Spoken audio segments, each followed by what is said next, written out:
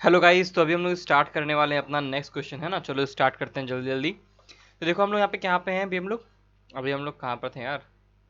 चलो यहाँ पे थे। अभी हम लोग 531 पे हैं। ये हमारा कौन सा क्वेश्चन है? 531 नंबर क्वेश्चन है। हमारे लिए 44 यहाँ पे दिख रहा है, बिकॉज हम लोग देख रहे हैं एक चैप्टर में कैसे कैसे हम लोग क्वेश्चन बनाए हैं। तो यहाँ पे 44 है यहाँ पे। लेकिन हमारे लिए क्वेश्चन कौन सा क्वेश्चन है? ये 531 है, पूरा होल सीरीज का देखा जाए तो। आंसर बताना है इस क्वेश्चन का 531 का। देखो पहला वाला जो है 530 वाला, पिछले वीडियो में हम लोग देख लिए थे। कोएंजाइम क्या होता है बताओ? ऑफन अ विटामिन होता है ना, ये ज्यादातर अधिकतर क्या होता है? विटामिन। ऑलवेज वाला तो होगा ही नहीं यार, ऑफन ऑलवेज वाला होगा ही नहीं। और विटामिन ही ज्यादा अच्छा आंसर है, मेटल भी आंसर ज्यादा अच्छा नहीं है उसका, ठीक है। नेक्स्ट क्वेश्चन देख रहे हैं हम लोग यहाँ पे क्या है। The following enzyme can form RNA and DNA. देखो भाई, मैं #1 मिनट रिवीजन चला रहा हूँ इंस्टाग्राम पे, ठीक है ना। और फेसबुक पेज पे भी मेरा, तो फेसबुक पेज को भी जाके फॉलो कर लेते हो, क्योंकि बहुत सारे इंस्टाग्राम पे बच्चे नहीं है और फेसबुक पेज पे नहीं है।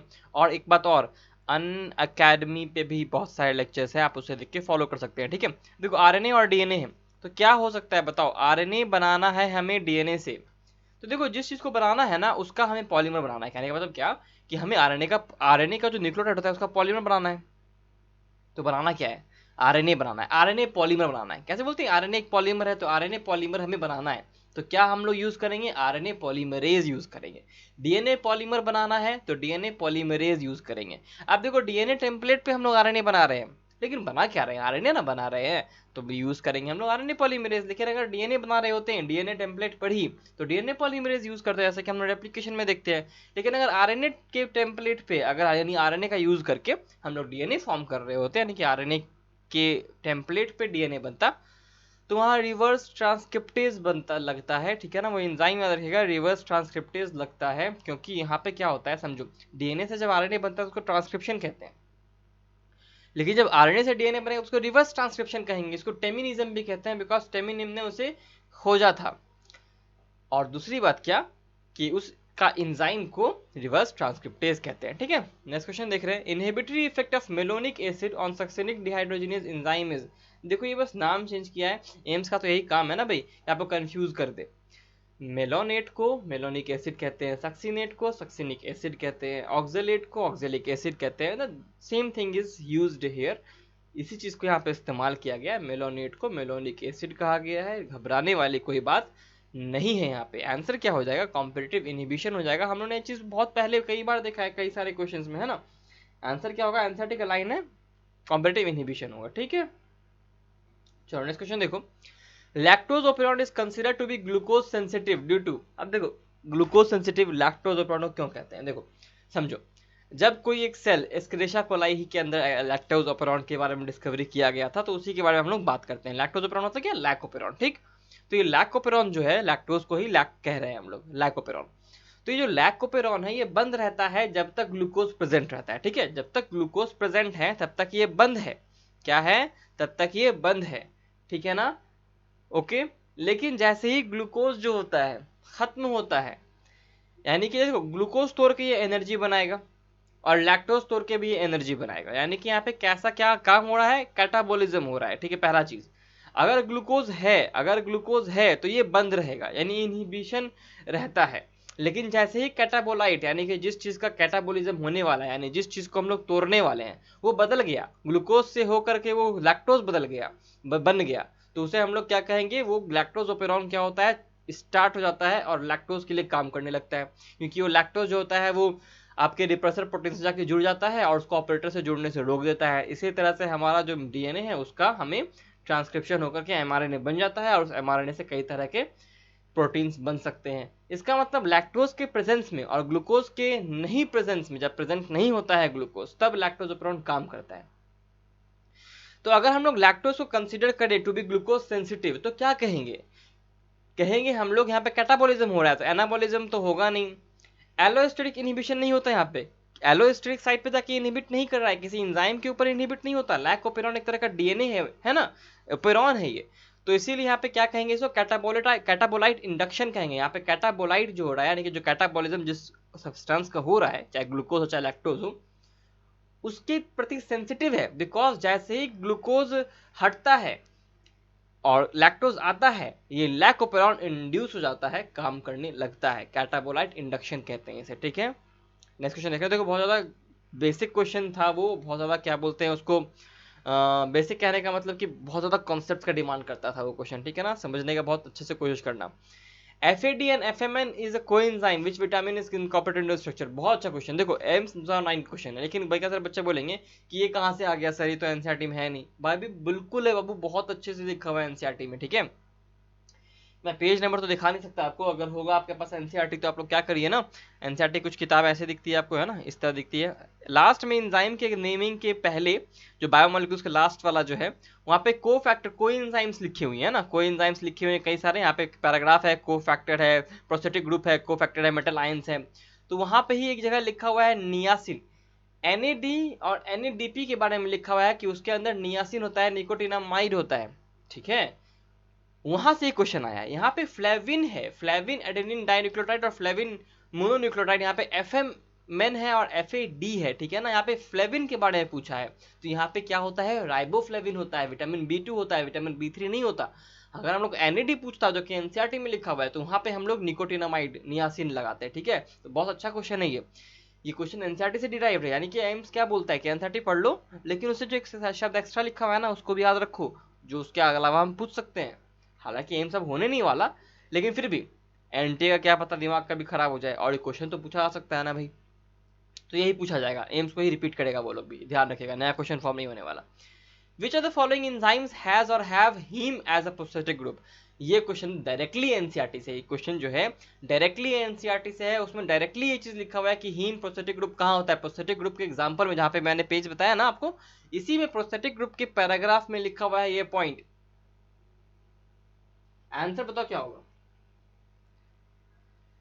आंसर होगा कैटलेज एंड पेरोक्सीडेज। कैटलेज और पेरोक्सीडेज के अंदर प्रोस्थेटिक ग्रुप के रूप में हीम मॉलिक्यूल होता है। आंसर होगा E1 and 4, ठीक है। केरला में है, लेकिन नीट में जब आएगा तो ये आंसर E नहीं, आंसर A, B या C या D में से कोई एक ही आंसर होगा, ठीक है। ये मत घबराना सर, अब तो ये क्वेश्चन आप बोलते हैं रिपीट होगा, तो ये रिपीट कैसे होगा, E तो आंसर हो नहीं सकता। अरे भाई एग्जामिनर को कितना समझ है, 4 ऑप्शन देना है ना, तो उसके अंदर घुसा देगा उसको। Which of the following is not a coenzyme. कौन सा कोएंजाइम नहीं है, कौन सा कोएंजाइम नहीं है ये बताना है। देखो एक चीज समझो, कोएंजाइम का अपना एक फैक्टर होता है जो होता है विटामिन। तो देखो एक होता है तुम्हारे पास एपो एंजाइम, यानी कि देखो पहले एक एंजाइम है होलो एंजाइम, मैं खाली एक इनिशियल वर्ड लिख रहा हूँ। होलो एंजाइम मतलब होता है apo enzyme plus coenzyme. Coenzyme में 3 प्रकार के ग्रुप आते हैं, prosthetic group, coenzyme cofactor. Coenzyme में कोफैक्टर में 3 प्रकार के ग्रुप आ गए, प्रोस्थेटिक ग्रुप, कोएंजाइम और मेटल आयन। अब समझो इस बात को कि यहाँ पर जो कोएंजाइम होता है, कोएंजाइम का एक बहुत इंपॉर्टेंट, क्या कहते हैं उसको, साथी है। कोएंजाइम का एक बहुत इंपॉर्टेंट सेंटर ग्रुप होता है, सेंटर एटम होता है। कोएंजाइम का बहुत अच्छा दोस्त होता है कौन, विटामिन होता है। ये समझने वाली बात है। प्रोस्थेटिक ग्रुप में आपको विटामिन नहीं देखने को मिलेंगे, मेटल आयन में विटामिन देखने को नहीं मिलेंगे। और ये समझना क्या कि एंजाइम के लिए विटामिन नहीं आते हैं, ये कोएंजाइम के लिए विटामिन आते हैं। ओके आगे बढ़ रहे हैं हम लोग। बताओ इसमें से कौन सा कोएंजाइम नहीं है, तो एटीपी है ना। एटीपी नहीं है, एटीपी तो न्यूक्लियोटाइड है, एनएडीपी, एनएडी और एफएडी तीनों के तीनों कोएंजाइम है। एनएडीपी में विटामिन नियासिन होता है, एनएडीपी में विटामिन नियासिन होता है, एफएडी में विटामिन राइबोफ्लेविन होता है, ठीक है। एटीपी में ऐसा कुछ भी नहीं होता। Enzymes capable of changing their form are called. ऐसा एंजाइम जो अपने फॉर्म को बदल लेते हैं उन्हें क्या कहते हैं, उन्हें कहते हैं हम लोग एलोस्टेरिक एंजाइम। क्या कहते हैं उन्हें, एलोस्टेरिक एंजाइम्स कहते हैं, ठीक है। क्योंकि मैंने पहले ही बताया आप लोग को, एलोस्टेरिक एंजाइम में 2 साइट होता है अटैचमेंट का, ठीक है। 2 साइट होता है अटैचमेंट का, इस ढंग से आपके पास 2 साइट होता है अटैचमेंट का। यहाँ पे सबस्ट्रेट मॉलिक्यूल आके जुड़ता है, सबस्ट्रेट मॉलिक्यूल आके जुड़ेगा, और यहाँ पे एंड प्रोडक्ट आके जुड़ता है, ताकि वो काम करना बंद करा सके। अगर सबस्ट्रेट के कारण जो प्रोडक्ट है वो मात्रा बहुत ज्यादा प्रोडक्ट का बढ़ गया, तो प्रोडक्ट आगे खुद जुड़ने लगता है, बताता है एंजाइम को कि नहीं अब प्रोडक्ट नहीं बनाने हैं, प्रोडक्ट सफिशिएंट बन चुके हैं। नेक्स्ट क्वेश्चन देख रहे हैं, enzymes as they exist inside the cell are. Enzyme जैसे होते हैं जो कि हमारे सेल के अंदर मौजूद रहते हैं, वो किस फॉर्म में रहते हैं, सॉलिड फॉर्म में, क्रिस्टलाइन फॉर्म में, कोलाइडर फॉर्म में, या सॉल्यूशन फॉर्म में, किस फॉर्म में वो मौजूद रहते हैं, ये बताना है। बहुत अच्छा क्वेश्चन है, ये भी बहुत अच्छा क्वेश्चन है। ये होता है कोलाइडल फॉर्म। ये समझ लो कि साइटोप्लाज्म में ना कोलाइड के रूप में ही सारी चीजें रहती हैं मैक्सिमम, तो ये कोलाइडल फॉर्म में ही रहते हैं, ठीक है। ये ध्यान रखिएगा आप लोग, बहुत अच्छा क्वेश्चन था ये। अब देखो ये जो लाइन लिखा हुआ है ना, ये लाइन जो ये क्वेश्चन जो है भले केरला पीडीएमटी का है, लेकिन ये क्वेश्चन है बिल्कुल एनसीईआरटी से, ठीक है ना, बिल्कुल एनसीईआरटी से है। बहुत अच्छा क्वेश्चन है। देखो क्या लिख रहा है, select the enzyme involve in the following reaction, S G plus S dash S plus S dash G. अब देखो क्या हो रहा है कि इस एस जी जो एक कंपाउंड है, इससे इस एस को हटा करके ये एस आके जुड़ जाता है जी से, और एक नया कंपाउंड होता है एस डैश जी बनता है, और एस नहीं बनता, एस को अलग कर दिया गया। इसका मतलब यहाँ पे क्या हो रहा है, बताओ क्या हो रहा है यहाँ पे? यहाँ पे ट्रांसफर ऑफ ग्रुप हो रहा है ना, यहाँ पे क्या हो रहा है, ट्रांसफर ऑफ ग्रुप हो रहा है, एक ग्रुप दूसरे ग्रुप को हटा के वहां पे ट्रांसफर हो जा रहा है। आंसर क्या हो जाएगा इसका? बी हो जाएगा। लास्ट क्वेश्चन देख रहे हैं इस वीडियो का, template theory of the enzyme action is supported by. Template theory जो होता है ना, कि एक सांचा बना रहता है पहले से ही एंजाइम के अंदर सबस्ट्रेट के लेकर के, वो जो टेम्पलेट थ्योरी है, ये किस लाइन से, हम जो यहाँ पे देख रहे हैं चार ऑप्शन, इन चारों में से कौन सा ऐसा स्टेटमेंट है जो कि टेम्पलेट थ्योरी ऑफ एंजाइम को सपोर्ट करता है, बताना है, बताइए। Enzymes occur in living beings and speed up certain reaction. नहीं तो एंजाइम के बारे में अच्छा सा स्टेटमेंट दिया हुआ है, लेकिन सोचने वाली बात है कि ये टेम्परेट थ्योरी को थोड़े सपोर्ट कर रहा है। नेक्स्ट क्वेश्चन देख लें, एंजाइम स्पीड अप रिएक्शन, बिल्कुल सही बात है, लेकिन ये टेम्पलेट थ्योरी को सपोर्ट नहीं करता। Enzyme determine the direction of the reaction, नहीं, enzyme do not determine the direction of the reaction, और समटाइम्स दे डिटरमाइन। तो मतलब ये ऐसा स्टेटमेंट है जिसमें हम लोग हाँ या ना दोनों कह सकते हैं, लेकिन एक तरह का स्टेटमेंट सही है, ये स्टेटमेंट बिल्कुल सही स्टेटमेंट है। क्योंकि देखो, अगर मेरे पास एक सबस्ट्रेट है, ठीक है ना, ये सबस्ट्रेट इधर जाकर इस प्रोडक्ट को बना रहा है, तो ये प्रोडक्ट को वापस सबस्ट्रेट बनाना होगा, तो वहां पे शायद कोई और एंजाइम भी लग सकता है। ऐसा भी हो सकता है कि शायद सेम ही एंजाइम लगे, जैसे कार्बोनिक एनहाइड्रेस जो होता है, उसमें CO2 प्लस H2 मिलकर H2CO3 बनता है, लेकिन उसको वापस जाने के लिए भी कार्बोनिक एनहाइड्रेस काम कर सकता है, ठीक है ना। लेकिन जब ATP बनता है, तो ADP प्लस फॉस्फेट मिलकर के जो ATP बनता है, और फिर ATP जब टूटता है, तो वहाँ पे दोनों अलग अलग एंजाइम काम आते हैं। समझ में आ रहा होगा आप लोग को, वाटर को जोड़ने के लिए, वाटर को तोड़ने के लिए अलग अलग एंजाइम्स काम आते हैं। आगे बढ़ते हैं, compound similar to substrate inhibit enzyme activity. Template theory का मतलब क्या होता है, और क्या इसको सपोर्ट कर रहा है ये स्टेटमेंट? ज्यादा ध्यान से देखो। अरे भाई, तीन नहीं कर रहा तो चौथा तो करेगा ही, लेकिन फिर भी कैसे?